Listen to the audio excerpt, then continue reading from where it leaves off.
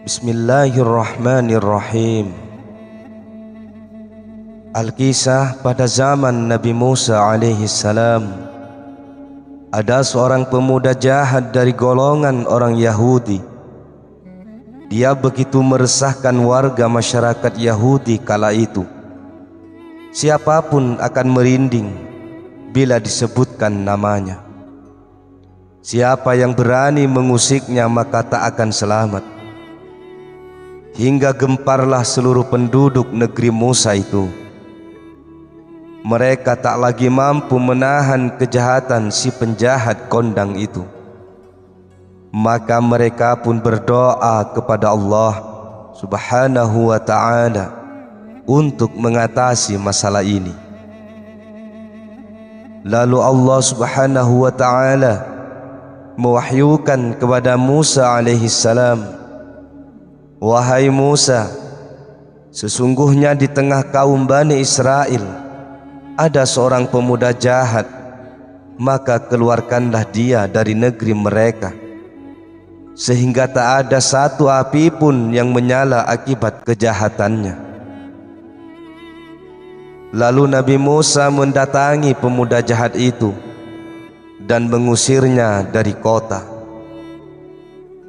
Penjahat itu pun pergi dari kota menuju suatu desa. Lalu Allah menyuruh Nabi Musa untuk mengusirnya dari desa itu, karena di desa itu pun si pemuda jahat itu berbuat kerusakan. Nabi Musa pun mengusirnya dari desa itu menuju ke sebuah dusun terpencil. Sampai di sini Allah kembali menyuruh Nabi Musa untuk mengusirnya kembali lantaran dia pun tetap berbuat jahat di sana.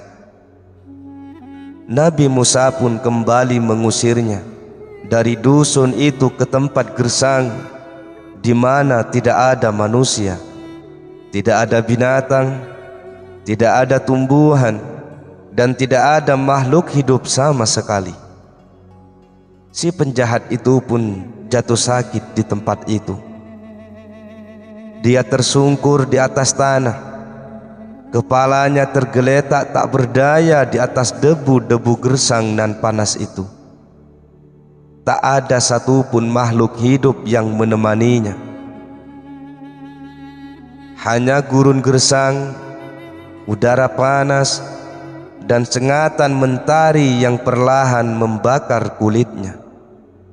Lalu dengan sisa tenaganya, dengan terbata-bata dia berucap, "Seandainya ibuku kini ada di sini, memangku kepalaku ini, pastilah dia akan mengasihiku, dan dia akan menangisi kehinaan yang aku dapatkan ini.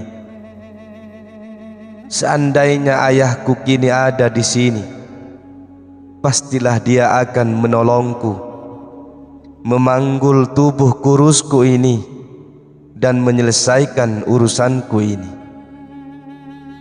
Seandainya istriku kini ada di sini, tentu dia akan menangisi sekaratku ini. Seandainya anak-anakku ada di sini, saat ini tentu mereka akan menangis di belakang jasad lemahku ini. Dan mereka pasti akan berkata, 'Ya Allah, ampunilah bapak kami ini, lelaki yang terasing lagi lemah, lelaki yang berbuat maksiat lagi jahat, yang terusir dari negerinya menuju desa, terusir dari desa menuju dusun terpencil, terusir dari dusun terpencil menuju tempat gersang tak berpenghuni, dan kini dari tempat gersang ini dia harus pergi menuju akhirat dengan hanya membawa keputusasaan atas segala hal.' Masih dalam keadaan sekarat, si penjahat itu berdoa, 'Ya Allah, Engkaulah yang telah memutuskan aku dari kedua orang tuaku, dari anak-anakku, dan dari istriku, Aku memohon, jangan putuskan aku dari kasih sayangmu. Engkau boleh saja membakar hatiku dengan memisahkan aku dengan mereka, orang-orang yang aku cintai. Tapi jangan bakar diriku dengan api nerakamu karena maksiat-maksiat yang telah aku perbuat.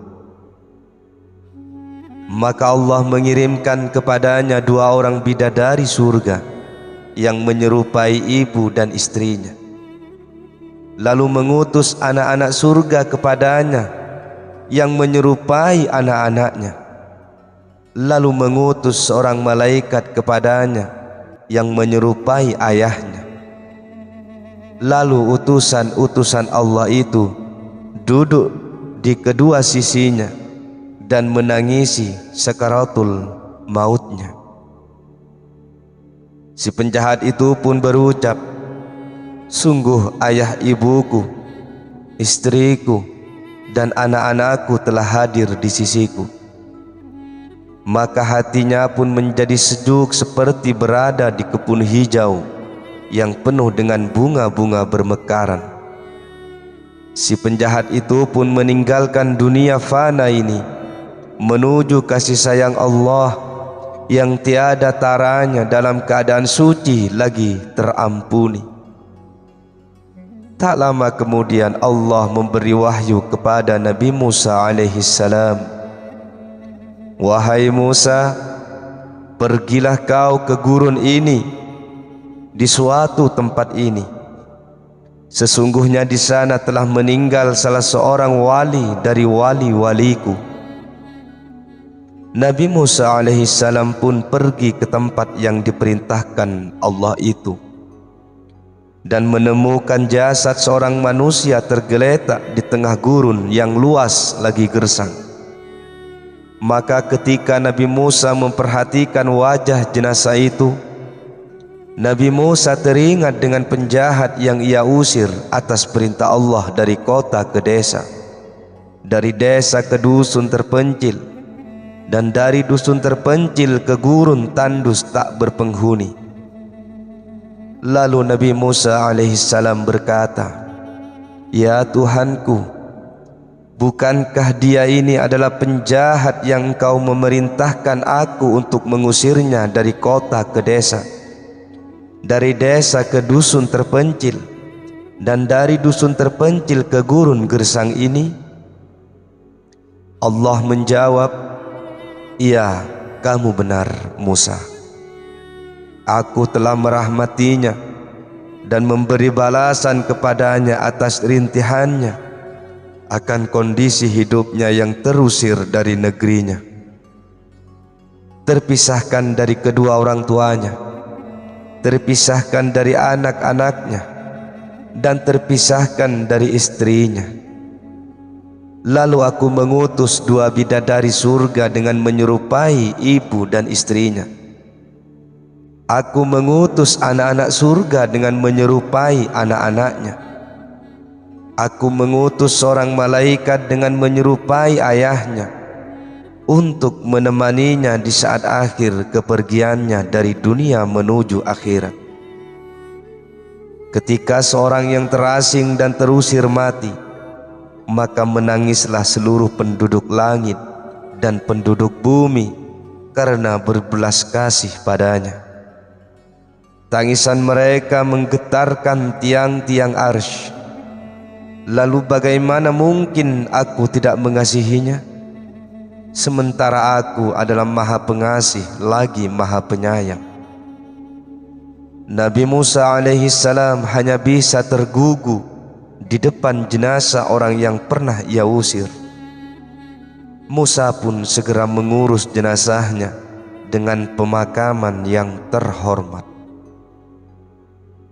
Hal yang demikian itu sesuai dengan firman Allah Subhanahu wa ta'ala, Allah maha lembut terhadap hambanya. Quran Surat Asy-Syura ayat 19.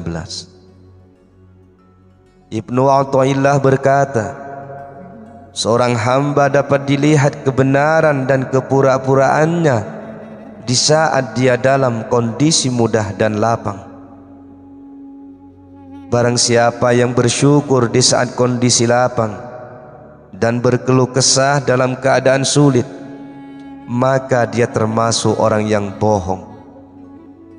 Seandainya ilmu seluruh manusia berkumpul pada seseorang, lalu dia berkeluh kesah atas musibah yang menimpanya, maka ilmu dan amalnya tidak bermanfaat baginya. Sebagaimana dijelaskan di hadis qudsi bahwa Allah Subhanahu wa ta'ala berfirman, barang siapa yang tidak rela kepada qadaku dan tidak bersyukur atas pemberianku, maka hendaklah ia mencari Tuhan selain aku. Diceritakan dari Wahab bin Wanabbih bahwa ada seorang nabi yang mengabdi kepada Allah Subhanahu wa ta'ala selama 40 tahun. Kemudian Allah Subhanahu wa ta'ala berfirman kepadanya, sesungguhnya aku mengampunimu. Nabi itu berkata, wahai Tuhanku, mengapa engkau harus mengampuniku, sementara aku tidak pernah berbuat dosa sama sekali? Maka Allah memerintahkan satu urat di tubuhnya berdenyut dan bereaksi yang membuatnya kesakitan dan tidak bisa tidur semalaman. Ketika pagi hari tiba, ia mengadukannya kepada malaikat mengenai sakit yang dideritanya semalaman, sebab denyutan satu urat dari tubuhnya itu.